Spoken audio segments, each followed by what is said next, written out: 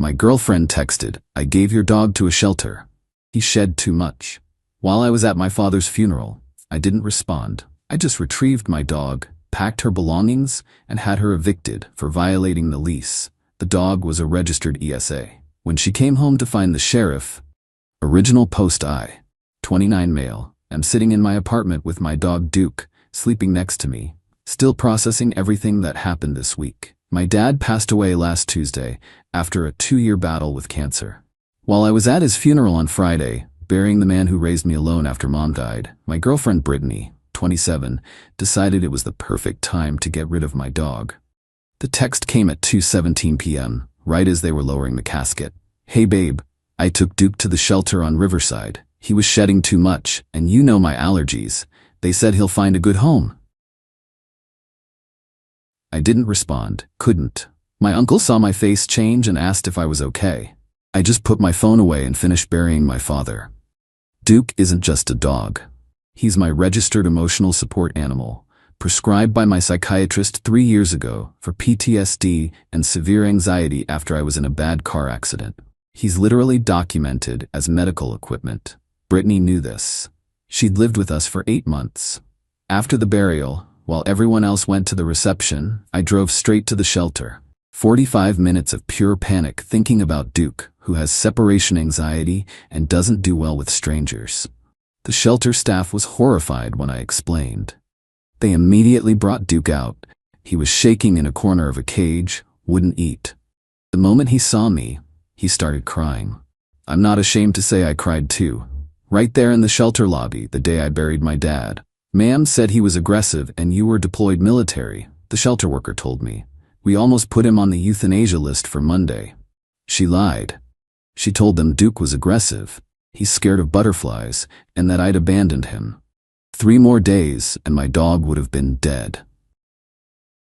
I took Duke to my truck, called my buddy Anthony, who's a locksmith, and asked him to meet me at my apartment in an hour. Here's the thing about my apartment. I'm the sole leaseholder. Brittany moved in 8 months ago, but was never added to the lease. She's technically a month-to-month tenant at best. And the lease specifically states that my ESA is permitted and protected under the Fair Housing Act. Attempting to remove, harm, or rehome an ESA is grounds for immediate lease violation and eviction. By 6 p.m. Friday, locks changed, all her stuff packed in boxes, eviction notice taped to the door, police report filed for theft. Duke is legally medical equipment worth $2,500, including training. Restraining order paperwork started. She came home at 11:30 p.m. from her girls' night, drunk, laughing on the phone. The laughter stopped real quick when her key didn't work. Update 1. The entitlement begins. Saturday morning, 7 a.m. The pounding started.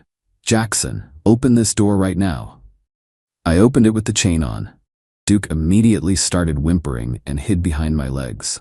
"What the hell is wrong with you?" she screeched. "Open the door. You gave away my medical equipment while I was at my father's funeral. We're done." "Medical equipment? It's a dog, a dirty, shedding dog. He's a registered ESA. You committed theft. Your eviction notice is on the door. Your stuff is in boxes. Take them and leave." She tried to push past me. I closed the door. She called the cops. 2 officers showed up. I showed them Duke's ESA registration and documentation, my psychiatrist's letter, the lease showing I'm the sole tenant, her text admitting to taking him to the shelter, the shelter's intake form with her signature, and the lies about aggression meant. The older cop looked disgusted. "Ma'am, you took his emotional support animal to a shelter while he was at a funeral?" "It's just a dog," she kept saying. "It's medical equipment under federal law," the cop corrected. "You're lucky he's not pressing charges." "Oh, I am," I said. "Theft and filing a false report to the shelter about aggression." They made her leave. But Brittany was just getting started. Saturday afternoon, her mom Diane showed up. This woman who'd never liked me, always thought her daughter was dating down because I work in IT instead of finance like her precious ex. "Jackson, sweetie," she started with fake concern. "Brittany's distraught. She made a mistake. Can't you forgive her? She tried to have my dog killed while I was burying my father." "Killed? Don't be dramatic." I pulled up the shelter's website, showed her Duke's intake photo, labeled as aggressive with a Monday euthanasia date. Diane went pale. She said she just rehomed it. She lied to them, said he was aggressive and abandoned. 3 more days and he'd be dead. For once, Diane had nothing to say. Update 2, the escalation Sunday. Brittany tried a new approach. Started posting on social media about how I chose a dog over our relationship and how she's homeless because of an animal. My phone started blowing up. Mutual friends asking what happened. I posted one response. She gave away my prescribed emotional support animal to a kill shelter while I was at my father's funeral. The shelter was going to euthanize him Monday. She told them he was aggressive and abandoned. I have receipts. Attached screenshots of her text, the shelter paperwork, and Duke's ESS certification. The comments turned real quick. Even her friends were disgusted. Then came Monday. I was working from home when I got a call from my landlord. "Hey Jackson, I just got a complaint saying you're harboring a dangerous animal." I explained everything. Sent him the documentation. "Jesus Christ," he said. "She did what at your dad's funeral?" "Yeah, no, she's gone. I'll send formal property ban paperwork today, and I'm sorry about your father." But Brittany wasn't done. Tuesday morning, animal control showed up. "We got a report of an aggressive dog at this address." Duke was literally asleep on his back, legs in the air, snoring. The officer took one look and laughed. "That's the dangerous dog?" I showed her everything. She shook her head. "We'll note this as a false report. That's actually a crime, by the way." Update 3, the legal consequences. Wednesday I got served. Brittany was suing me for illegal eviction and emotional distress. $10,000. I actually laughed.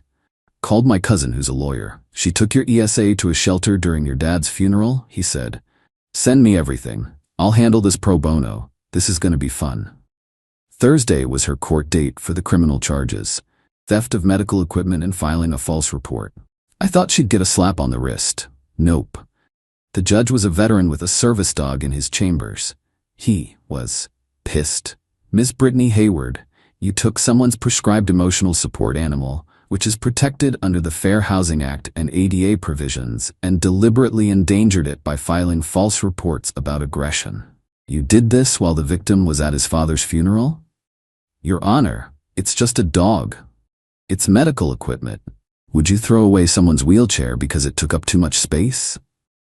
She got 6 months probation, $2,500 fine, 100 hours community service at animal shelters, mandatory counseling, restraining order keeping her 500 feet from me and Duke. But the best part, the shelter manager testified. Turns out Brittany had signed legal documents stating she was the owner surrendering her own animal. That's fraud. Additional charge, felony fraud, that's pending. Update 4, the family drama Friday. I'm at the pet store with Duke, getting his favorite treats. He deserved all the treats after this week. When I run into Brittany's dad, Robert. "Jackson." "Robert." I heard what happened. All of it. I stayed quiet. Diane didn't tell me the whole truth at first. Said you kicked Britt out over nothing. Then I saw the court records. He looked tired, defeated. "She did this at your father's funeral?" "Yes." "Christ, I'm sorry about your dad and what she did." Then he said something that explained a lot. "She did something similar with her ex's cat. Diane helped her cover it up." I should have said something. Pattern of behavior. Great. Weekend was quiet. Too quiet. Monday morning, I got a call from my insurance company. "Mr. Morrison? We're calling about a claim filed against your renter's insurance for property damage." Brittany claimed I damaged $5,000 worth of her property when I packed it. "I have video," I told them. I recorded myself packing everything carefully. Because of course I did. After the shelter incident, I knew she'd try something. Sent them the 3 hours of footage showing me carefully packing her items, bubble wrapping her electronics, folding her clothes, even showed me taking photos of existing damage on her laptop and designer bags. Claim denied. Insurance fraud investigation opened. Update 5. The Workplace Revenge Tuesday. Things got interesting. I got a LinkedIn message from Brittany's coworker, Melissa. "Hey Jackson, weird question. Did Brittany really take your dog to a shelter during your dad's funeral? Turns out, Brittany had been telling everyone at work that I was abusive, that I kicked her out for no reason, that she's traumatized, playing victim hard." "Yes," I replied. "I have court documents if you need proof." OMG, she's been taking donations from people here, said she was homeless because of you. I sent Melissa the court records, the shelter paperwork, everything. By Thursday, Brittany was fired. Not for the lies, but because she'd been soliciting money from coworkers under false pretenses. That's against company policy. And someone, not me, forwarded everything to HR, including her felony fraud charge. She tried calling me 67 times from different numbers, left voicemails crying, screaming, apologizing, threatening. All saved and sent to my lawyer. Friday, the real karma hit. Update 6, the apartment hunt. Brittany's friend Amy reached out. We'd always gotten along, and she was horrified by what Brittany did. Jackson, I thought you should know, Brittany can't find an apartment. Turns out, having an eviction, criminal charges, and a restraining order makes you pretty unrentable. Plus, when landlords Googled her name, the first result was a news article. Local woman charged with fraud after surrendering boyfriend's emotional support dog during father's funeral. Yeah, it made the news. Slow news week, I guess. But here's where it gets good.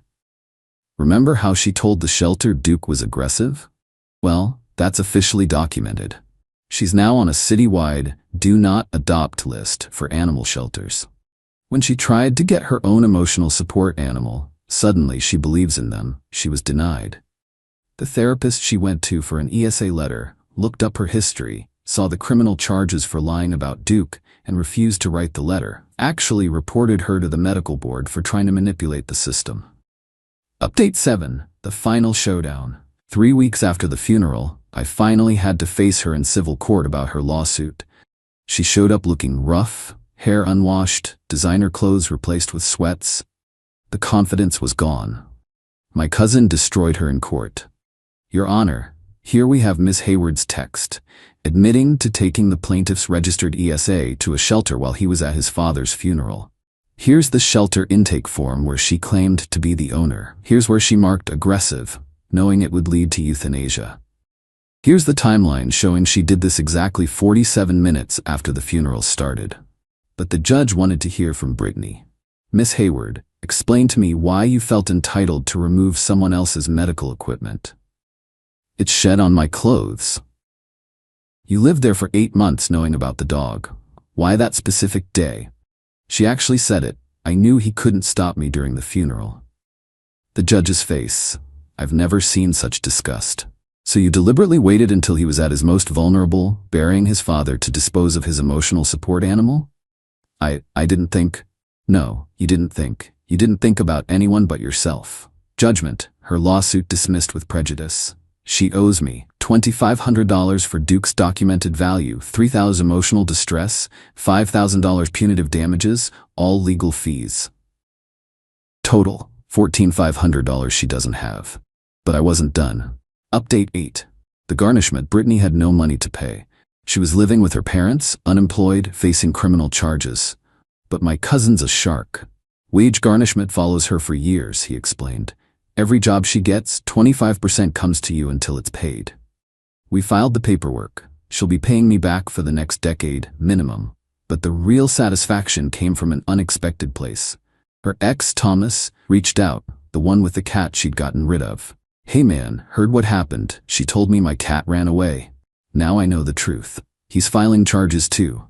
Theft. His cat was worth $3,000. Purebred Maine Coon. Between us, she's looking at serious jail time. Final update. 6 weeks later. It's been 6 weeks since Dad's funeral. Duke and I are doing better. The grief comes in waves, but Duke's always there, head on my lap when I need him. Brittany took a plea deal. 2 years probation. $10,000 total fines. 300 hours community service. Banned from animal ownership for 5 years. Felony on her record. She has to report to a probation officer monthly, pay me monthly, and can't leave the state. Every job application, she has to check yes on criminal history. Every background check shows fraud and theft. Diane tried one last time to fix things, showed up with a $2,000 check. This is for Duke. Can we just move past this? Your daughter tried to kill my dog during my father's funeral. Everyone makes mistakes. Taking the wrong highway exit is a mistake. This was calculated cruelty. She left the check. I donated it to the shelter that saved Duke. Last I heard, Brittany's working fast food, living with her parents, and telling anyone who'll listen that she's the victim. But the internet is forever. Her name is permanently linked to woman who surrendered boyfriend's emotional support dog during father's funeral. Duke's doing great. Still sheds everywhere. Still scared of butterflies. Still the best boy. We've moved to a better apartment. Used the settlement money for a deposit on a place with a yard. He's got a doggy door, his own room, and more toys than he knows what to do with. My dad would have been furious about what Brittany did. He loved Duke, called him his grandpup. In his will, he actually left money specifically for Duke's care. That's the kind of man he was. Sometimes Duke and I visit Dad's grave. Duke lies on the grass while I talk to Dad. Tell him about the case, about Brittany getting what she deserved, about how Duke's safe now. The entitlement to think she could just dispose of a living creature because of some shed fur. The cruelty to do it during a funeral. The stupidity to document it in writing. The audacity to sue ME afterward. But here's what I learned. Document everything. Trust your gut. Don't let anyone minimize your needs or your bond with your pet. And never ever date someone who doesn't respect your animals. Duke's snoring next to me as I write this. Still sheds everywhere. I wouldn't change a thing. To everyone who messaged support, thank you. Duke's gotten more treats and toys from internet strangers than I can count. He's living his best life. To Brittany, if you're reading this, yes, I chose the dog. Would choose him again, every single time. Enjoy probation. Edit. Since many asked, yes, Duke has an Instagram now. He's terrible at selfies but great at looking confused. Edit 2. The shelter that saved Duke received $50,000 in donations after the story went viral. They renamed their medical ward Duke's Den. We visit monthly so Duke can show the scared dogs that things get better.